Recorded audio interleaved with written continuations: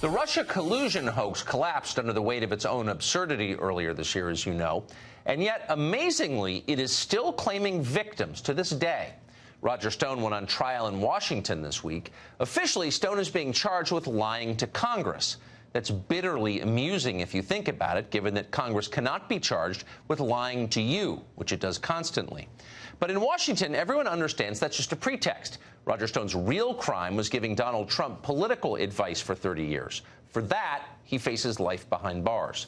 One person who clearly understands what's actually happening and strongly approves of it is the presiding judge in the case, Amy Berman Jackson. Jackson is an Obama appointee, and she's transparently and aggressively political.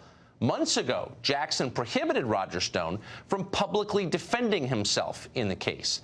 CNN and MSNBC were free to continue to slander Stone, and of course they relentlessly did that. But if Stone said a single word in his own defense, Jackson vowed to put him behind bars.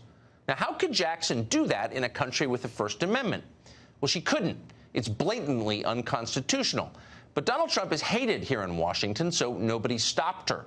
Jackson just did it anyway, just like in the third world. Jackson's behavior in court has turned out to be even more ludicrous and unprofessional, assuming that's possible. At times, she has literally rolled her eyes and snorted at Stone, suggesting he's guilty before the trial even started.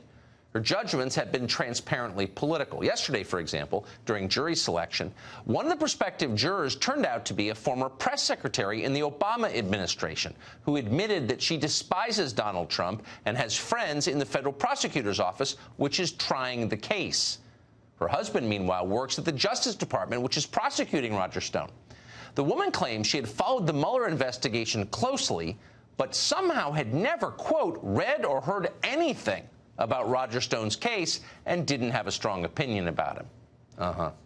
No sober person could take that claim seriously. But Amy Berman Jackson did. She acted like it was all completely fine and on the level. When Roger Stone's lawyers asked that that woman be removed from the jury pool, Jackson refused. Personal conflicts, she said, were, quote, not automatically disqualifying. What ought to be automatically disqualifying is Amy Berman Jackson's behavior from the bench. No fair person could condone it. If there were still honest liberals left in this country, they would be protesting outside the courtroom.